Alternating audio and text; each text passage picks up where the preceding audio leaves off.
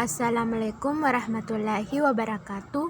Saya akan memaparkan materi-materi yang telah dipelajari yang menjadi tugas ulangan tengah semester. Yang pertama yaitu persiapan. Pada bab persiapan terbagi atas sistem bilangan, sistem koordinat, grafik fungsi, penyajian bilangan, sistem koordinat, persamaan, dan pertidaksamaan. Bab persiapan kalkulus 1 banyak sekali hal-hal yang baru saya ketahui pada pembelajaran kalkulus ini. Kita mulai dari materi pertama, sistem bilangan real. Pada materi ini kita menemukan yang namanya jenis-jenis bilangan real, di mana bilangan real ini terbagi atas dua, yaitu bilangan rasional dan bilangan irrasional. Pada bilangan rasional terdapat bilangan pecahan, yaitu bilangan yang bentuknya A per B, di mana A adalah bilangan bulat dan sebagai pembilan dan B sebagai penyebut, dan B sama dengan tidak nol. Bilangan pecahan terdiri dua jenis, yaitu pecahan murni dan pecahan campuran. Bilangan bulat yaitu merupakan bilangan yang terdiri dari bilangan positif, negatif, dan nol. Bilangan ini dibagi menjadi dua jenis, yaitu bilangan ganjil dan genap. Pada bilangan bulat terdapat bilangan caca yang anggota bilangannya yaitu nol dan bilangan bulat positif. Dan yang terakhir bilangan komposisi, yaitu bilangan asli lebih dari satu yang bukan merupakan bilangan prima, atau jika difaktorkan hasilnya adalah bilangan lain. Contohnya 4, 6, 8, 9, dan 10 sampai seterusnya. Selanjutnya kita beralih ke karakteristik penyajian bilangan real. Bilangan ini dapat kita sajikan dengan menggunakan garis bilangan, di mana ini merupakan cikal terbentuknya sistem bilangan karena bilangan real sifatnya tidak dapat disebutkan satu persatu, maka diperlukan sebuah garis bilangan yang nantinya mampu mempermudah dalam menentukan nilai suatu fungsi dan dapat menggambarkan sebuah grafik.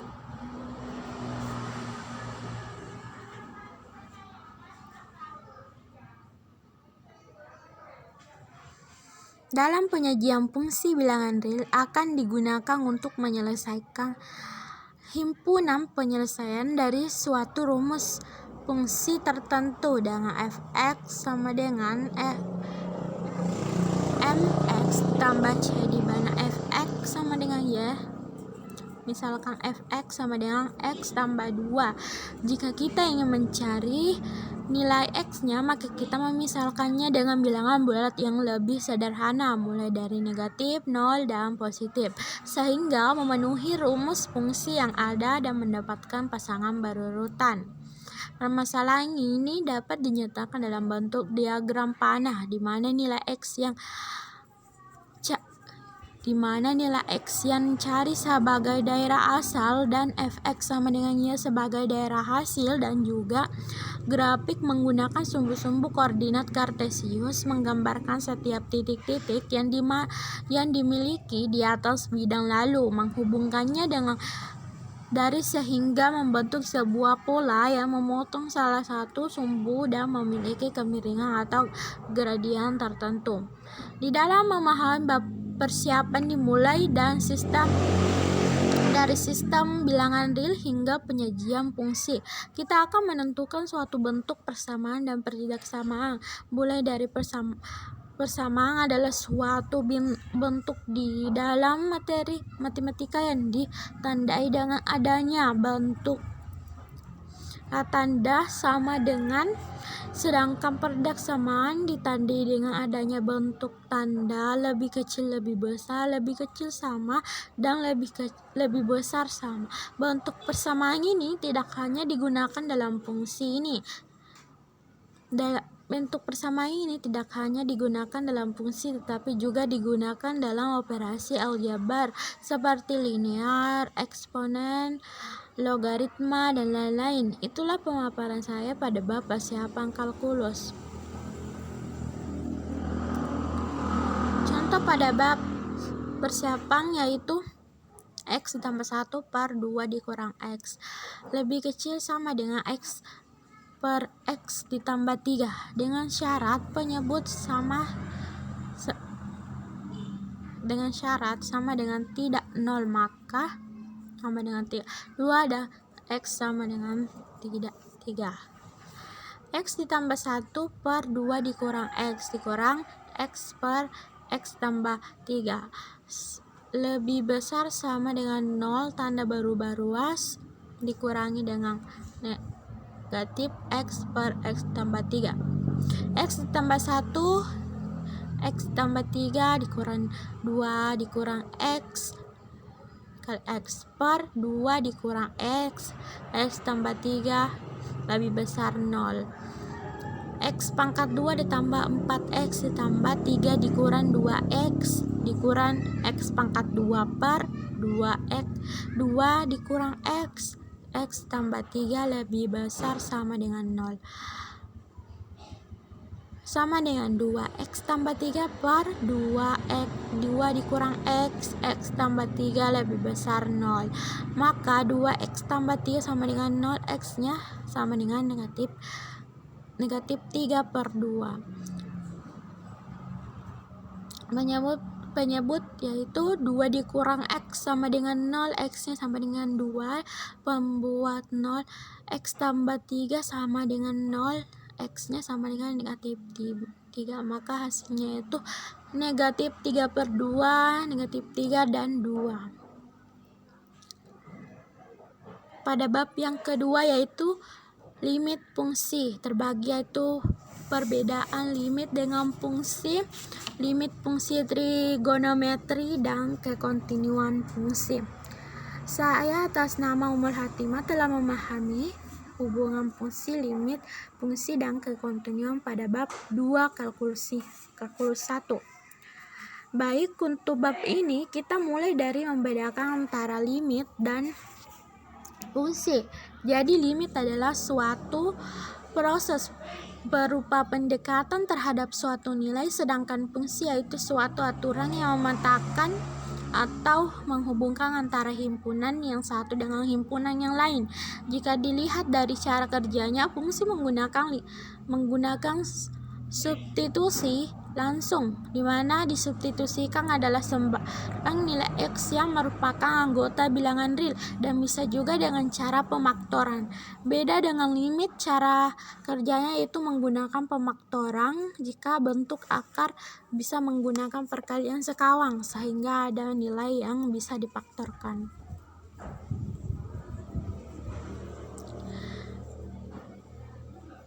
Dalam menentukan limit identik dengan cara menentukan nilai fungsi, namun tidak semua nilai fungsi adalah nilai limit. Kadang nilai fungsi itu tidak dapat ditentukan atau tidak terdefinisi pada titik tertentu, tapi belum tentu nilai limitnya tidak terdefinisi dapat ditentukan nilai dengan menggunakan pendekatan, walaupun nilai yang didapatkan tidak akan pernah sampai, tetapi tidak semua nilai limitnya yang sampai ke titik fungsinya. Apabila dalam mencari titik fungsinya,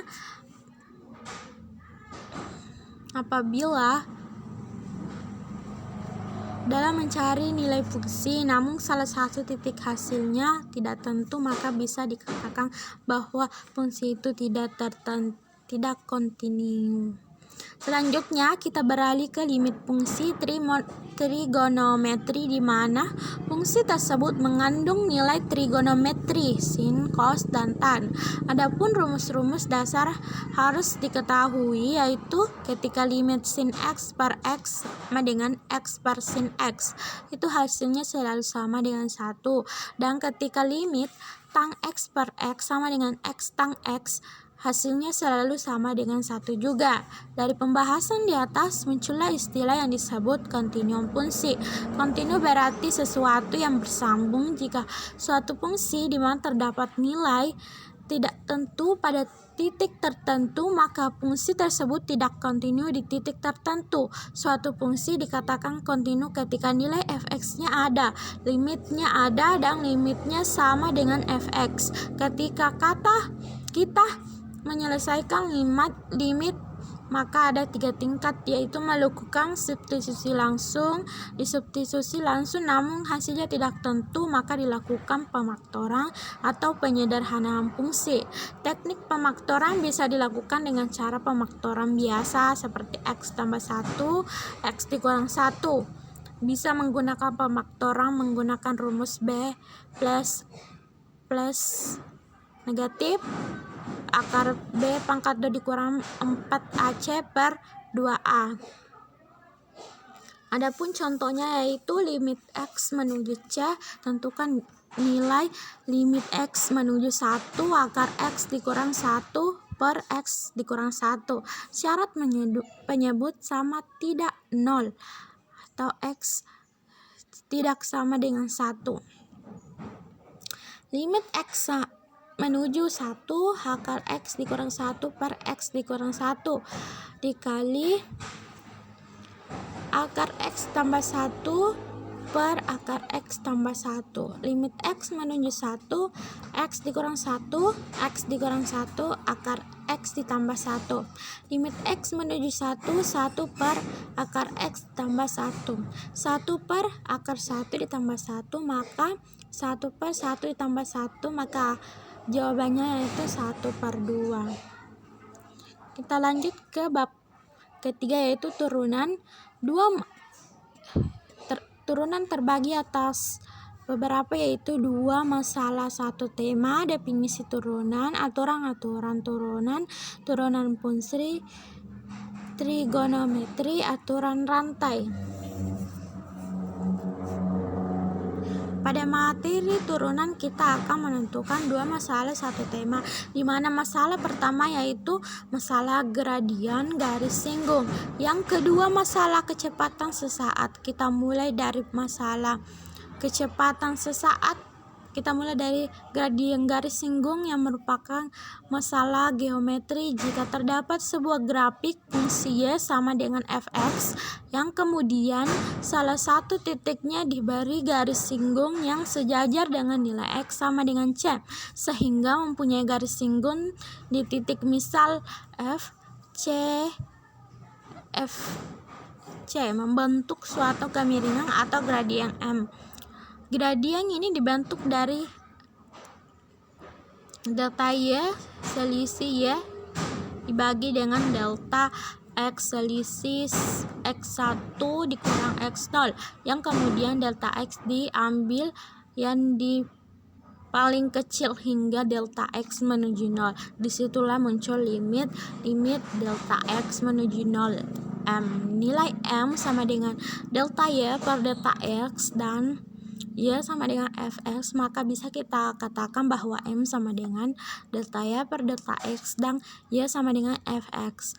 Dan maka bisa dikatakan bahwa m sama dengan limit delta x menuju 0 f x1 dikurang fx0 dikurang x1 dikurang x0. Seandainya limit delta x menuju 0 ini kita lihat sebagai suatu selang dengan panjang h menuju 0, limit h menuju 0 fx ditambah h dikurang fx per h, dan sudah dibuktikan. Sedangkan pembahasan kecepatan kita akan menemukan notasi yang umum pada materi fisika, yaitu kecepatan. Dari konsep di atas telah menemukan yang namanya turunan. Turunan definisikan sebagai fungsi f adalah fungsi nilai f aksen yang nilainya pada sembarang bilangan c adalah f aksen c sama dengan limit h menuju 0 f c ditambah h dikurang fc per h. Asalkan limit ini ada dan bukan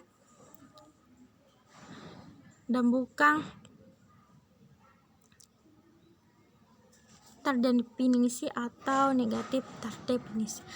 Artinya jika suatu fungsi yang X sama dengan C, kemudian ditarik nilainya sepanjang H sama dengan H menuju C ditambah H, maka Y menuju FC dan FC ditambah H. Pada turunan terdapat aturan-aturan rantai, yaitu aturan fungsi, aturan pangkat, aturan kelipatan konstanta, aturan jumlah, selisih, hasil kali, hasil bagi, dan aturan rantai. Pada aturan rantai bisa kita lihat bahwa di dalam sebuah fungsi terdapat fungsi yang lain, sehingga membentuk sebuah ikatan berantai. Misal Y sama dengan fx, di mana nilai x-nya diganti dengan u menuju gx yang merupakan fungsi lain, sehingga dinotasikan sebagai fgx yang membentuk fungsi komposit fog x sama dengan fgx. Turunan dari fungsi komposit ini adalah f aksen gx dikali g aksen x, dapat pula dituliskan sebagai dy per dx dikurang dy per du dikali du per dx. Selanjutnya, pada materi turunan juga menggunakan fungsi trigonometri, di mana nilai fungsinya mengandung sin konstan atau sudut-sudut istimewa. Untuk mencari turunan sin x, kita bersandar pada definisi turunan dan menggunakan identitas penjumlahan untuk sin x ditambah h. Adapun contohnya yaitu f aksen x sama dengan limit h menuju 0, fx ditambah h dikurang fx per h. Fx sama dengan x pangkat 2 ditambah fx ditambah 4. Maka f aksen x sama dengan limit h menuju 0, fx ditambah h dikurang fx per h. F aksen x sama dengan limit h menuju 0, x ditambah h pangkat 2 ditambah 4 dikali x tambah h ditambah 4 dikurang x pangkat 2 ditambah 4 h ditambah 4. F aksen x sama dengan limit h menuju 0, x pangkat 2 ditambah 2x h ditambah h pangkat 2 ditambah 4x ditambah 2h ditambah 4 dikurang x pangkat 2 dikurang 4x dikurang 4 per h. F aksen x sama dengan limit h menuju 0, 2xh ditambah h pangkat 2 ditambah 4h per h. F aksen x sama dengan limit h menuju 0, h dalam kurun 2x ditambah h ditambah 4 per h. F aksen x sama dengan limit h menuju 0, 2x tambah h ditambah 4. Maka f aksen x sama dengan 2x tambah h. Itulah pemaparan materi untuk sebagai tugas ulangan tengah semester.